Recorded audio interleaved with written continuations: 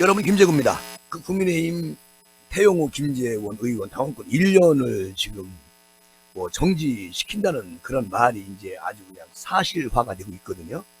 근데 이렇게까지 해야 되는지, 저는 당원으로서 제가 큰 저기는 아니지만 꼭 이렇게 해야 되는지 그게 나는 의문스럽습니다. 지금 당윤리위원회 징계 절차가 진행 중에 있죠. 근데 국민의힘 김재원, 태영호 이 최고위원에 대해서 지금 당원권 1년 정지다, 이렇게 줘야 된다, 중징계가 이렇게 내려지면요 자진 사퇴를 유도하겠다는 겁니다. 이렇게까지 해야 되는 건지 모르겠어요.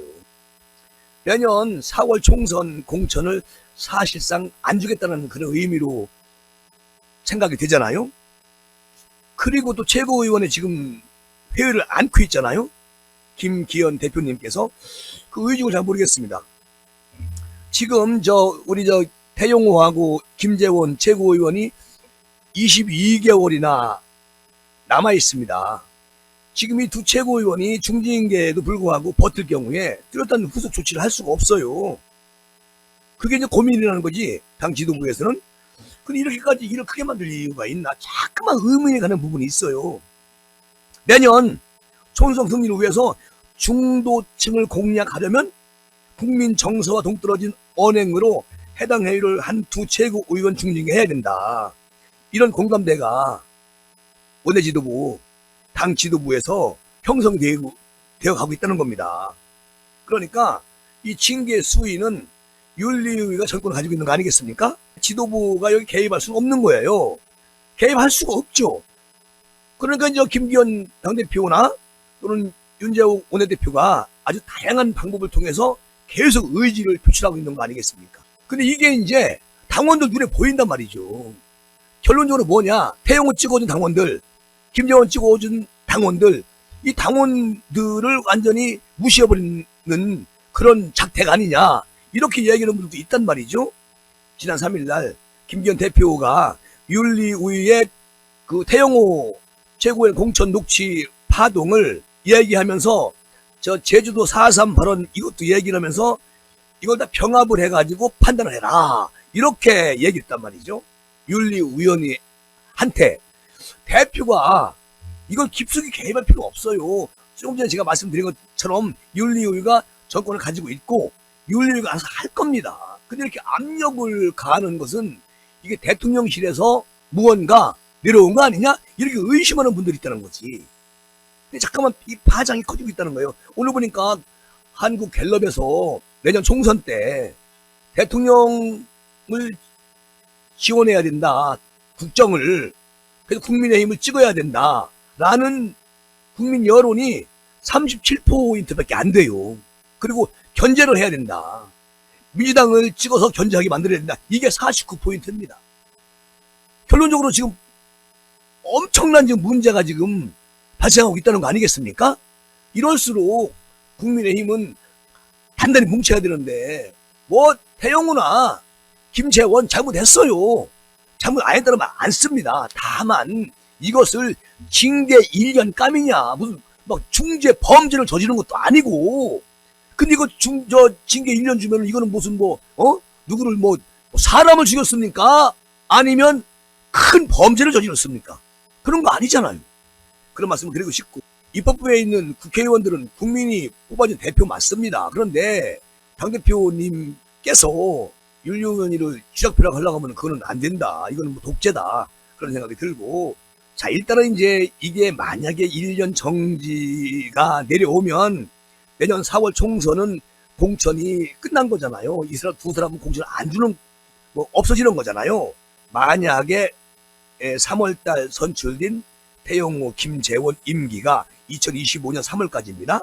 그리고 징계를 통해서 강제 사퇴시키려면 당원권 2년 정지 이상을 중징계가 내려야만이 하고 맞물리게 되니까, 그렇게 하면은 사퇴 안 해도 2년 정지니까 그런 생각까지 하고 있다는 것은 너무 나가고 있다, 그런 말씀을 드리고 싶고, 제가 조금 전에 말씀드렸지만 이게 형사 범죄도 아니고 그냥 부적절한 언행만으로 이런 수준의 중징계를 내리기는 쉽지 않을 겁니다.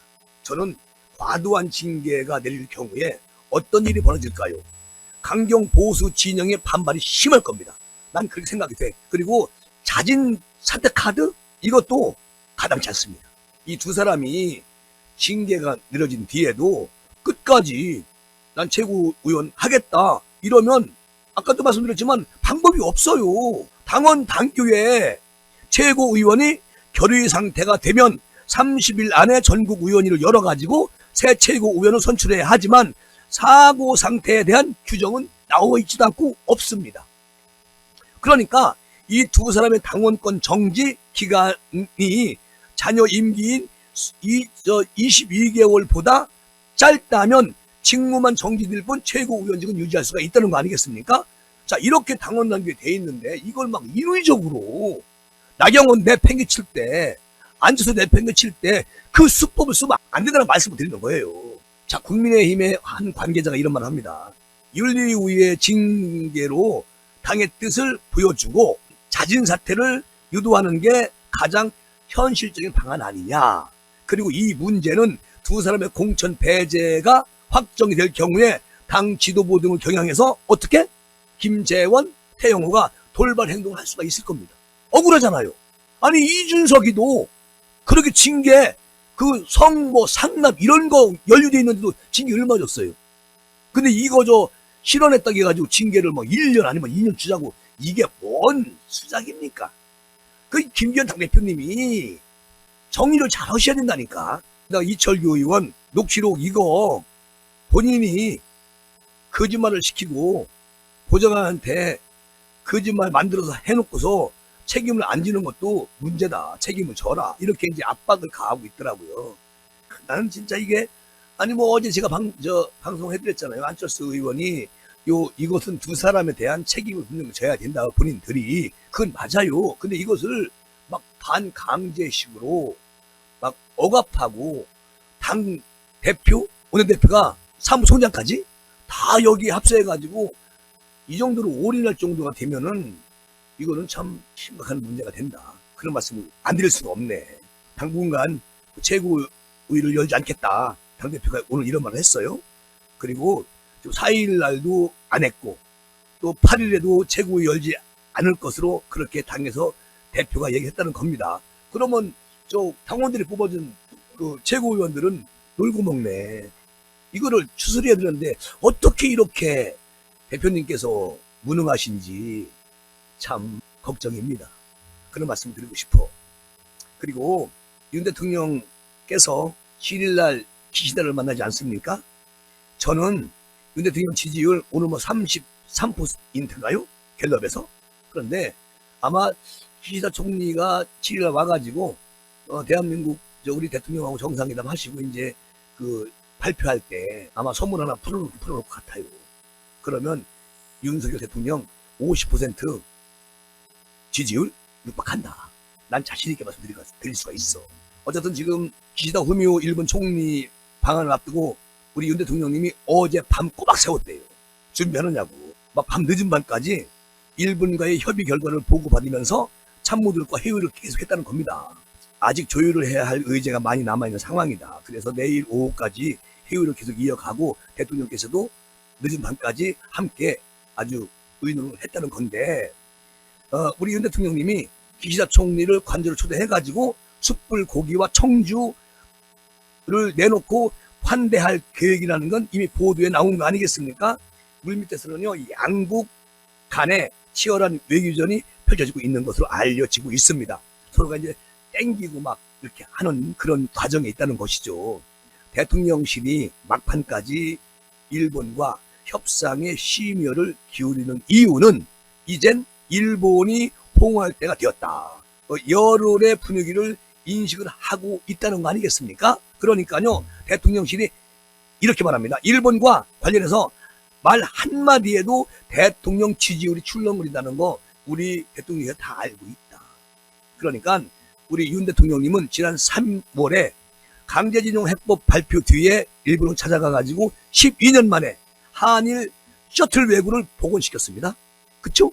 그리고 이 결단의 성격이 강했지만 그 뒤에 지지율은 27% 갤럽 조사죠. 이렇게 떨어진 적도 있었습니다.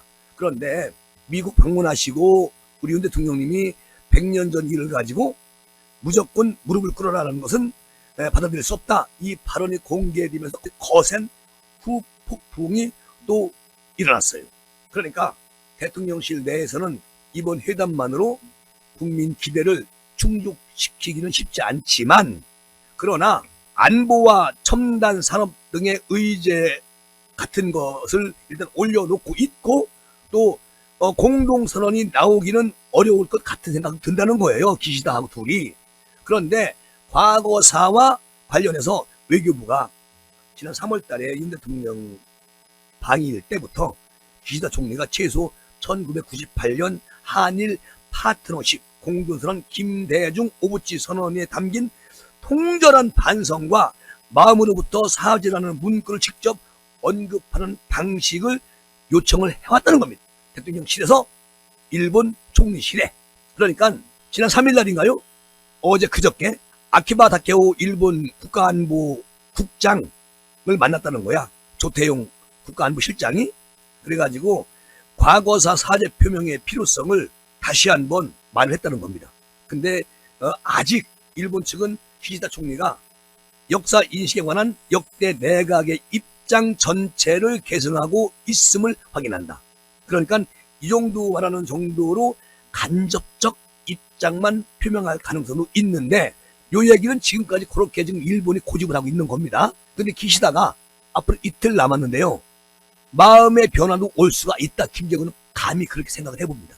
지금 양국 간의 북한의 핵 위협과 인권 탄압에 대한 공동 대응과 반도체 등 여러 가지 이런 반도체 공급망도 마찬가지고 협력을 할 겁니다. 그리고 문화, 인적 교류 이것도 확대를 시켜서 아마 한 뜻으로 갈 거예요.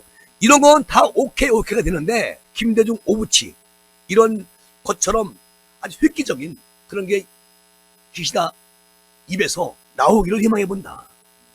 그리고 가장 문제 큰 거는 후쿠시마 오염수에 관한 그런 양국 공동 검증 방안도 이번 정상회담에서 타결할 가능성이 있다. 자, 이런 걸 내주면서 우리는 기시다 입에서 징용 문제에 대해서 우리 국민이 납득할 수 있는 그런 말을 얻어내야 되는데, 이게 쉬운 일은 아니죠.